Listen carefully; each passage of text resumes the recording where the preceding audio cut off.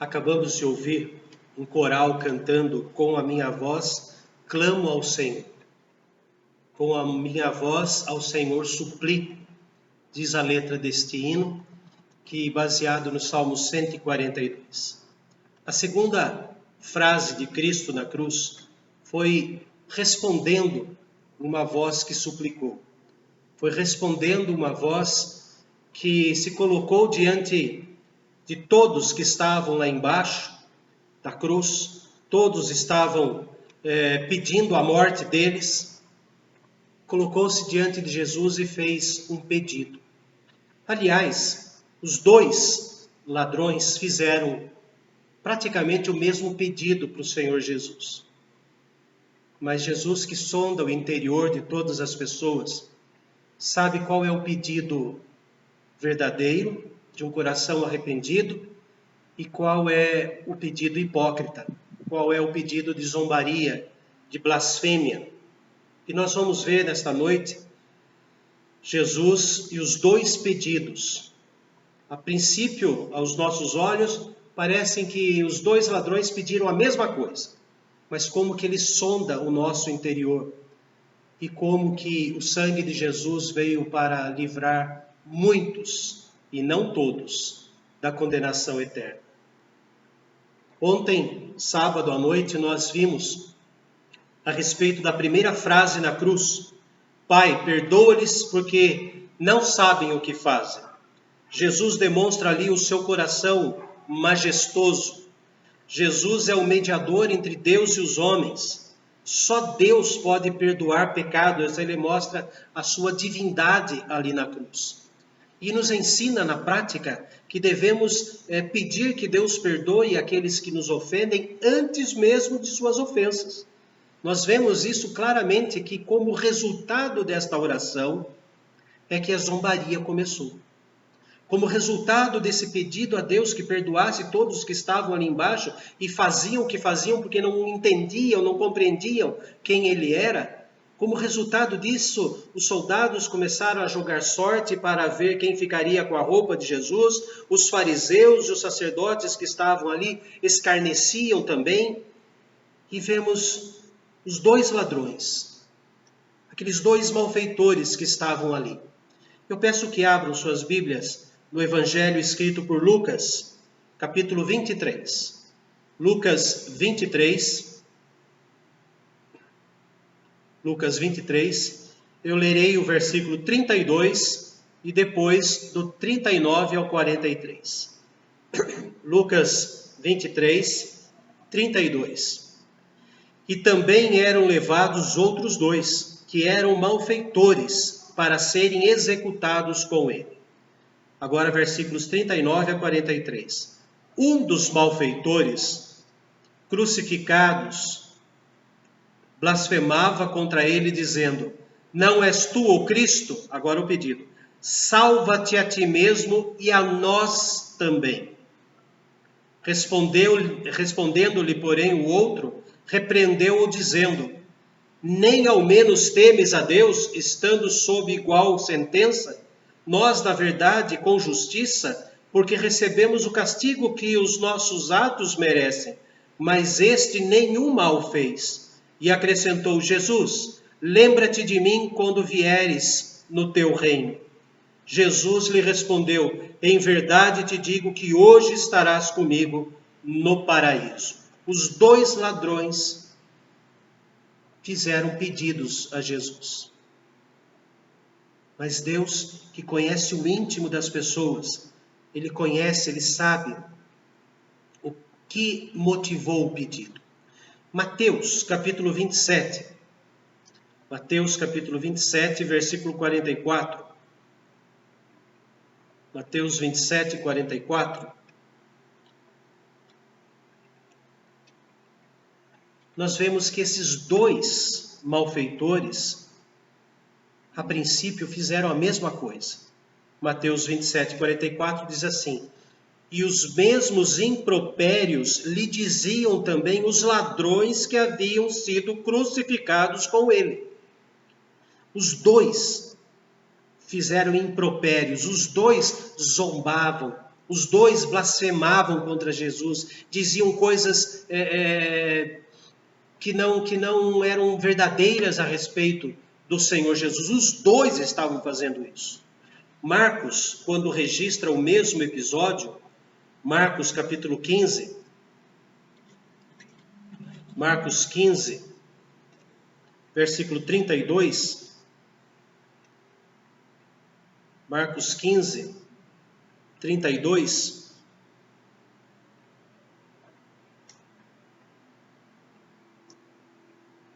eu acho que achei o texto errado.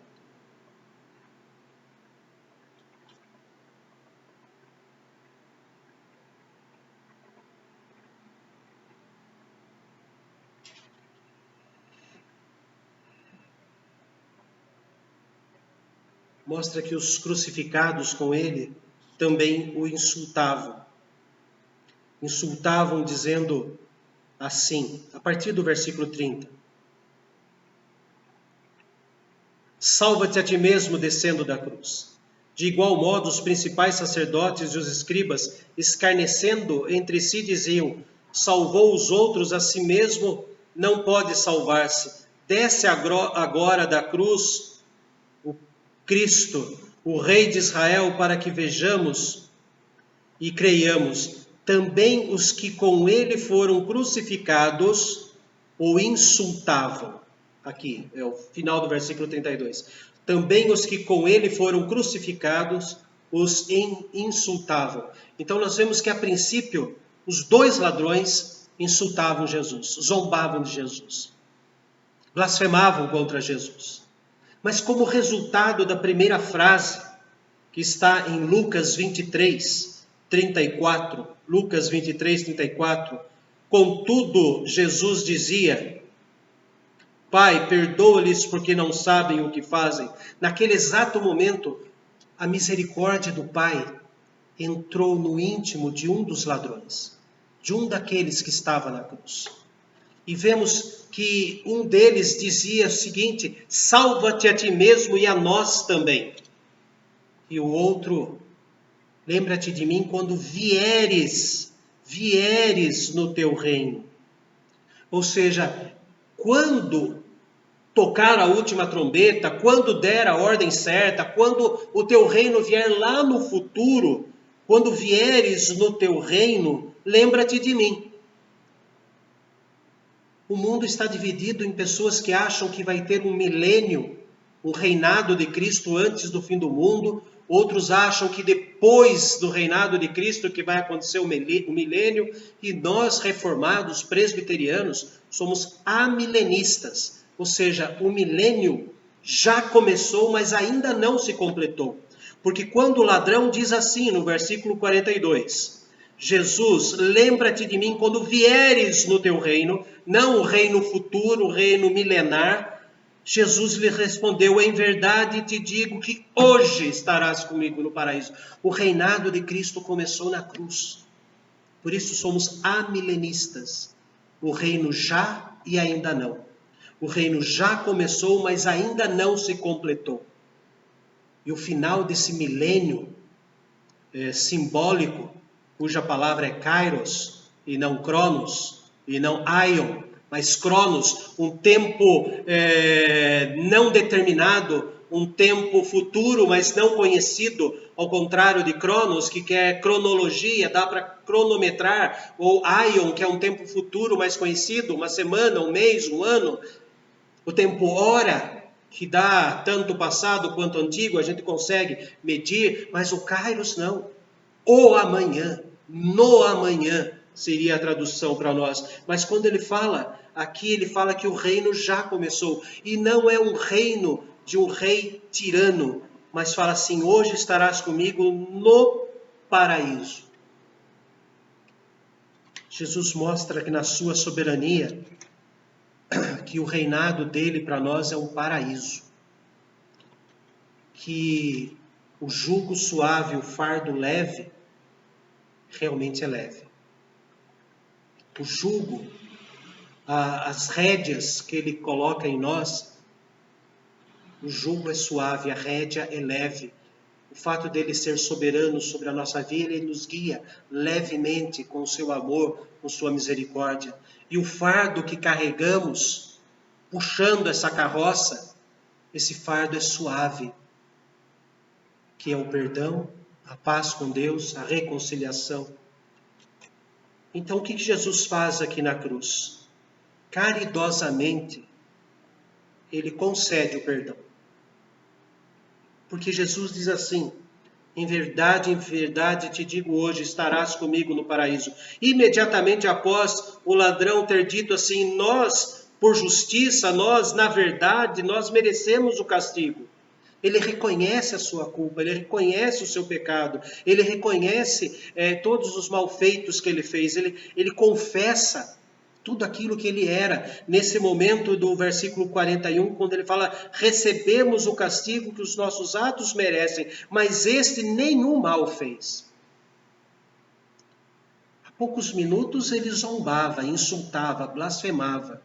E depois que Jesus disse: perdoa-lhes porque não sabem o que fazem, ele reconhece o que fez, os pecados que cometeu. Reconheceu que a sua condenação era justa e a de Cristo não era justa.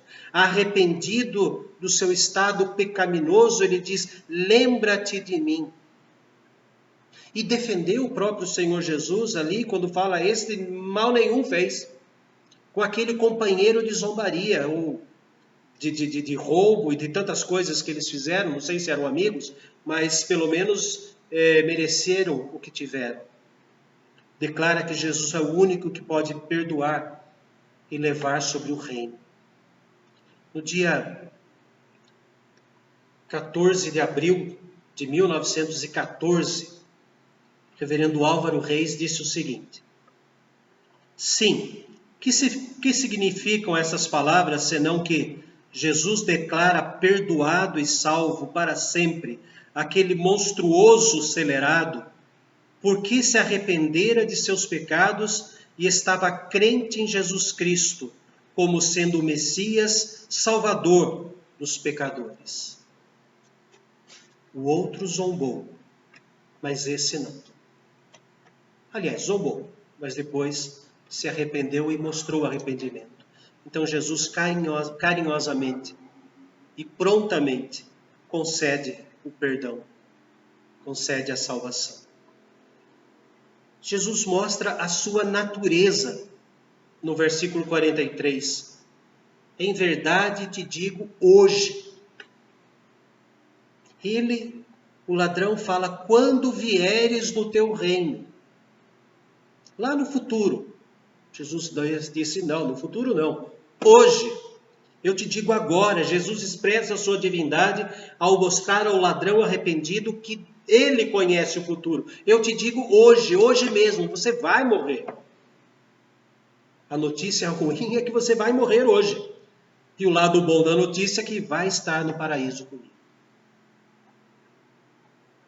E este jovem reconhece que quando Jesus diz hoje, realmente existe o poder divino ali. Era comum os condenados permanecerem dias crucificados, mas como era Páscoa, eles seriam mortos rapidamente. Eu li sobre crucificação antes. A crucificação aconteceu muito tempo antes do Império Romano. Já acontecia com outros impérios. E alguns ficavam na cruz por 9 dias. E muitos deixavam na cruz para que os animais comessem, e apenas quando a carne saísse dos ossos, fosse totalmente escarnado, aí sim, quando o esqueleto começasse a cair da cruz, é que eles colocavam fogo na cruz. Mas depois o Império Romano achou por bem matar, não deixar tanto tempo assim. Mas ficava um tempo, ficavam horas. Mas como era Páscoa, e como era um dia especial, ele não poderia passar a noite, não poderia passar 2, 3 dias, eles seriam mortos naquele mesmo dia. E Jesus tinha toda a razão. Eu te digo que hoje, agora mesmo, hoje, estarás comigo no paraíso. Estarás comigo. A outra frase de Jesus é impressionante. Indica que o ladrão arrependido vai compartilhar da pureza celestial junto com aquele que ele achou que era inocente. Hoje estarás comigo. Não, você não vai ficar no estado inconsciente, como diz os adventistas. Vai ficar dormindo, vai ficar no purgatório, como os católicos falam. Jesus fala, você estará junto comigo, desfrutando do paraíso. E nós vemos lá no texto do Apocalipse, capítulo 21, Apocalipse 21, versículo 27. Apocalipse 21, versículo 27. Nela, na Nova Jerusalém, jamais penetrará coisa alguma contaminada, nem o que pratica abominação e mentira, mas somente os inscritos no livro da vida do Cordeiro. Esse ladrão estava com o nome no livro da vida. Está com o nome no livro da vida do Cordeiro. Jesus, antes da cruz, salva da morte Barrabás. Mas nós não sabemos, não temos relato bíblico, se Barrabás teve a sua alma salva. Sabemos que o seu corpo foi salvo nesse momento, porque Jesus pegou a cruz que era de Barrabás. Mas sabemos que este sim foi salvo para a eternidade e subiu tão puro quanto Jesus. Estarás comigo no paraíso. Não mais na cruz condenatória, que fazia doer a carne e a consciência, mas no paraíso que Adão e Eva trocaram pelo fruto proibido. Que coisa impressionante. Nesta pequena palavra, estarás comigo. Malfeitor, condenado à pena de morte, se reconhece merecedor, reconhece que Jesus é inocente, puro, ouve de Jesus, você vai morrer junto comigo, mas também vai entrar no céu junto comigo. Com a mesma pureza, com a mesma santidade. Que tempo ele teve de ser santo? De procurar o processo de santificação. Que tempo ele teve? Não teve nenhum tempo. Simplesmente ele fez uma declaração, confessou diante dos homens e foi confessado por Jesus também diante de Deus. Que tempo ele teve de santificação? Nenhuma. Um dia uma pessoa numa igreja disse assim, pastor, faz 35 anos que eu estou aqui na igreja e eu não vejo necessidade nenhuma de passar pelo batismo e fazer profissão de fé, porque o ladrão que estava na cruz não foi batizado. Eu falei, então morra. Porque o ladrão que estava na cruz, imediatamente após dizer que acreditava em Jesus, morreu. Jesus não mandou o império, pare, tire os cravos de mim, eu vou lá no rio, me traz um pouco d'água, molhar a cabeça dele. Ele não fez isso, mas ele morreu.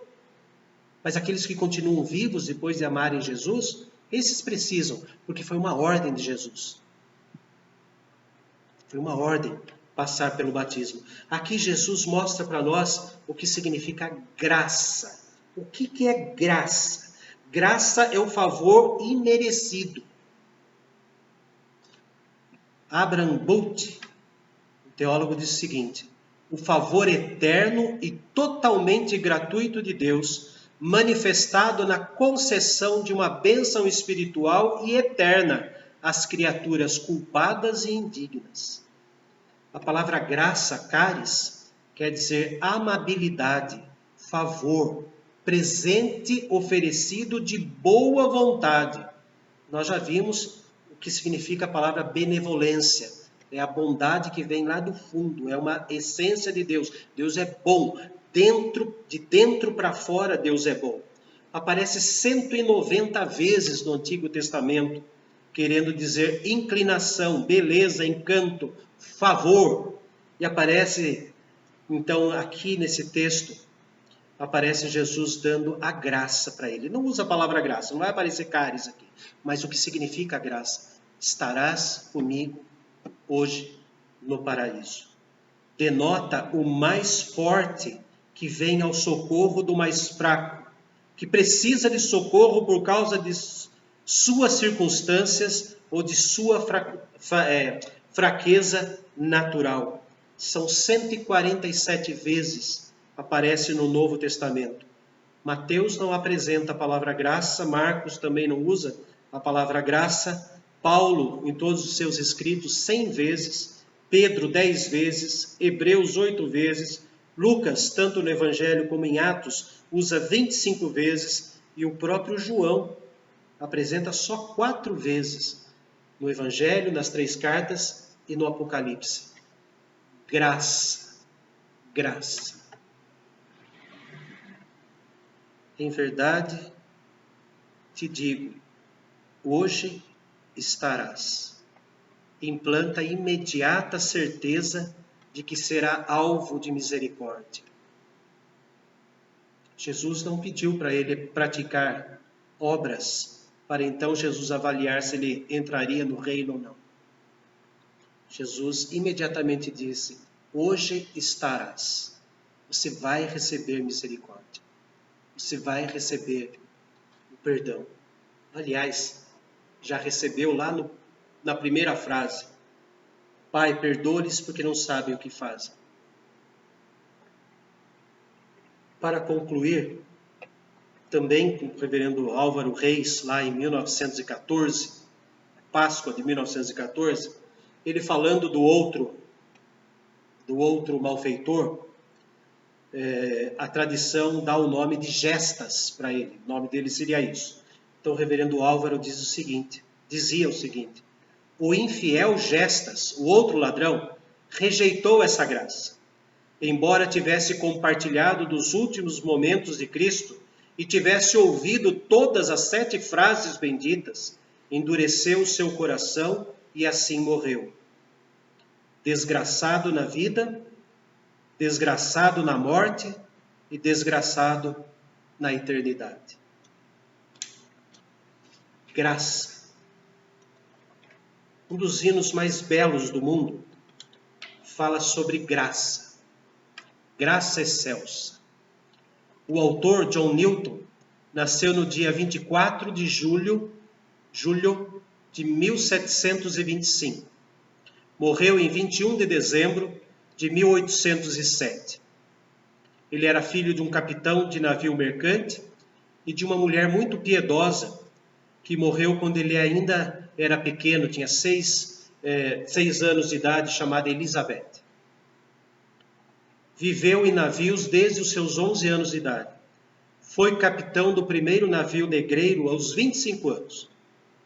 No dia 1º de fevereiro de 1750, carregando escravos, passando pelo mar, houve uma tempestade muito violenta que derrubou o seu navio.